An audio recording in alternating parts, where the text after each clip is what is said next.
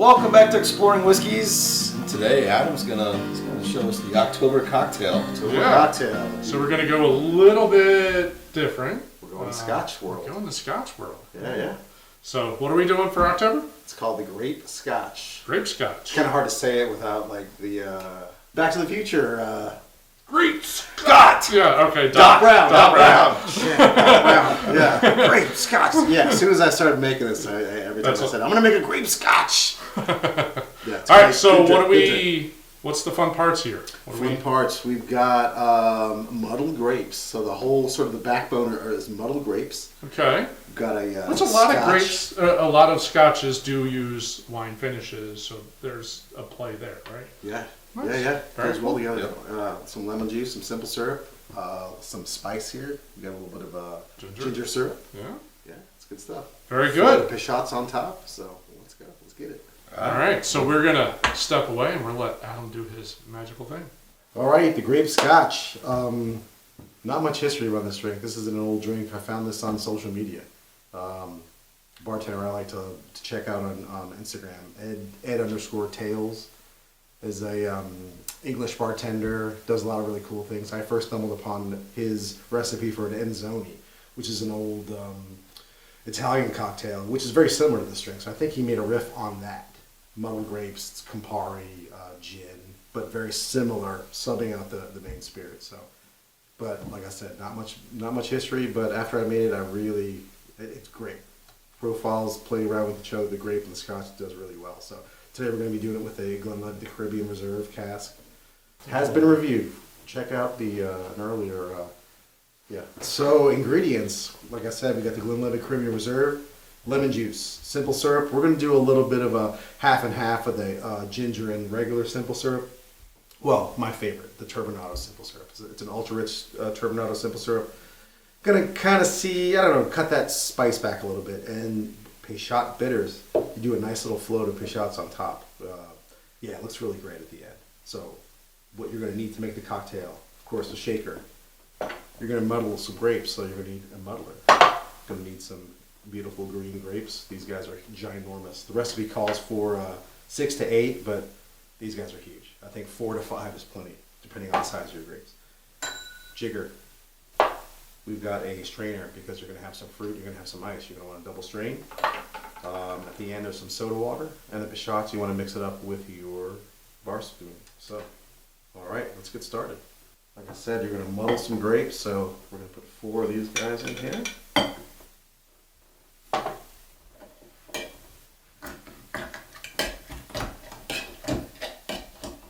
You want to get as much juice as you can out of these grapes. That's really it's one of the biggest components of this cocktail is this grape juice. So I want to really break this guy down. All right. Now we want to do 2 ounces of our Scotch.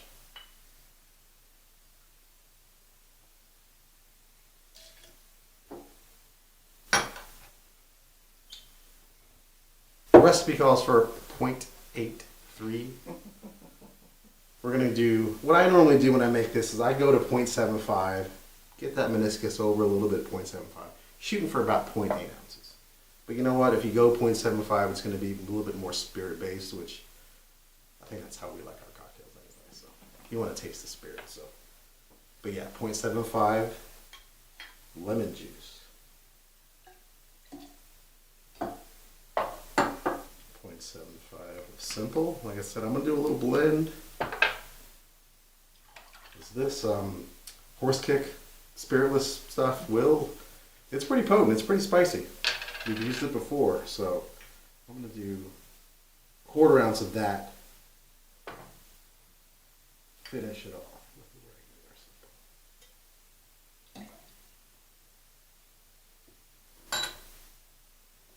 simple. Alright, add some ice to this.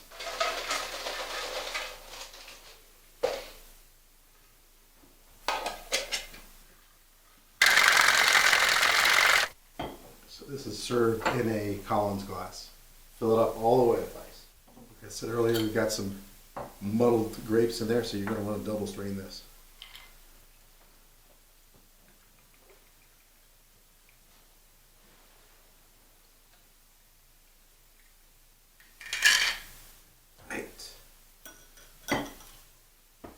top this off with soda.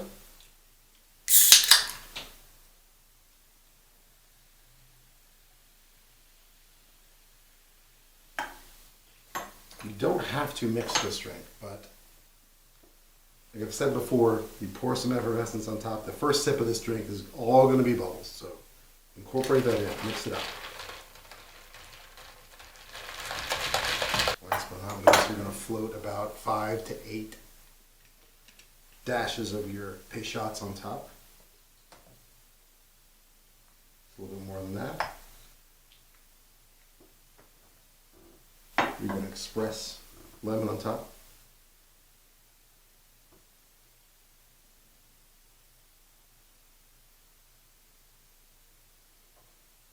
Dress it with a nice, beautiful grape on top. There you have it. Grape Scotch. All right, these look delicious. Yes. I mean, the float, Right. kind of like a tequila sunrise thing going on, right? Yeah. It's Very got some nice. fall flavors, but it's very tiki looking drink. So, Yes, yeah, So I totally. think this would work in summer as well. So. And it's up to you. If you want to drink off the top, if you're a straw person, just put it in there and go nuts. But I kind of like mine all incorporated together. So, That's a lot of butters. so Whoops. Sorry. Thank you. Cheers. Cheers.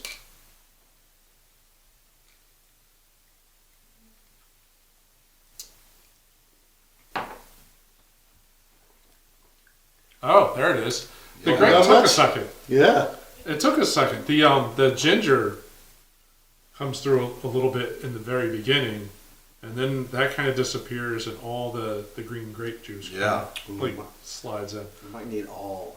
Yeah, I don't think you need to cut this simple. I think it could be all ginger syrup. I think you could honestly. I Either think you way. could go either way. You could go all regular Turbinado simple or syrup all with the the- grape would play really nice, just sweet drink. Mm-hmm. But I think the ginger by itself would be probably play fine too. But it's just 3 different cocktails. Yeah. I think if I did the ginger one, I would put it in a rocks glass with just a big cube. I want that kick, like I'm drinking Yeah. a high proof bourbon. I want to feel more of that than more of the, because after a while this will water down. Water Yes. down a lot. Yes. Yeah, Yeah, it'll for water sure. down a lot with that Yeah. much Yeah.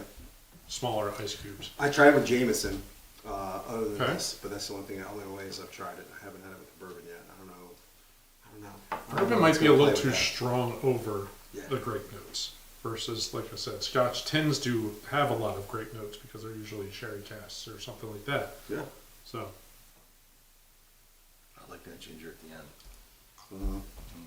That's good. Yeah, it just plays with the grape Yeah. so well. I don't know. you're okay. So yours is at the end. Mine is that's as soon as I get take a it. sip. I get in the front, then I Yeah. get the grape, but then I'm getting the ginger, like the almost more like an afterburn. It's just the faint in the far back. Yeah. Nice. Yep. I'm not quite getting that. It just kind of gets sweet and stays there for me, like grapey, like grape juice fruit, metally thing going on. That's solid. That is Like it. very solid.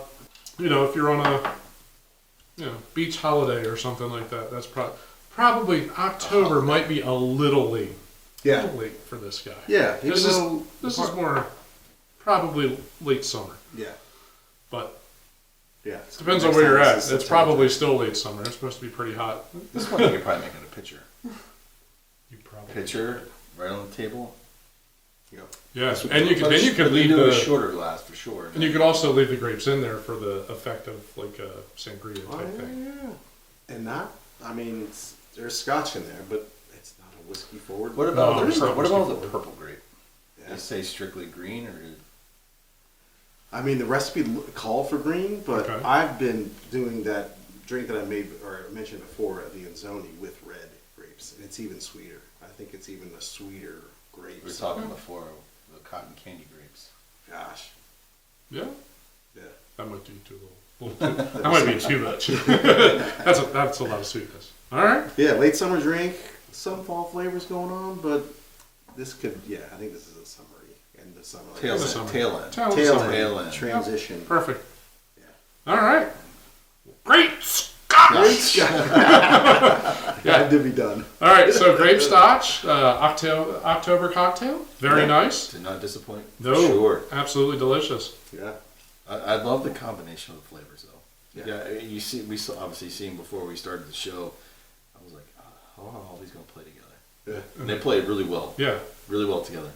Yeah, does really well. Peychaud's that I don't know, that's a great bitter. I haven't been using those as much in drinks besides the Sazerac. I gotta make some more drinks. But so it's an aromatic bitter, but it's different than like the regular, when you just get regular aromatic bitters. There's a different, that has a very different profile. I like it. Sweet, it's citrusy. The star anise is it comes through, but yeah, it's good stuff.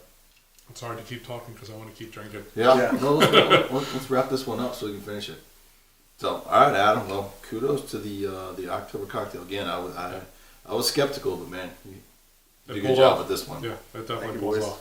So, Beautiful. I would recommend this to again, good point. Late fall Mhm. or late summer into early fall. That Yeah. transition. Yep. This definitely is a nice one to just sit back and Sip on. Well, we hope you enjoyed the October cocktail, the Grape Scotch. Grape Scotch. Tasty, very flavorful. Everything plays really nicely together. Yep. Maybe if you got another British cocktail, Yeah. send it our way. We'd love to sample on the show. Yeah. We like the experiments, so, and we'd love to hear from you. Absolutely. All right. All right. Thanks for watching. See you next episode. Cheers. Cheers.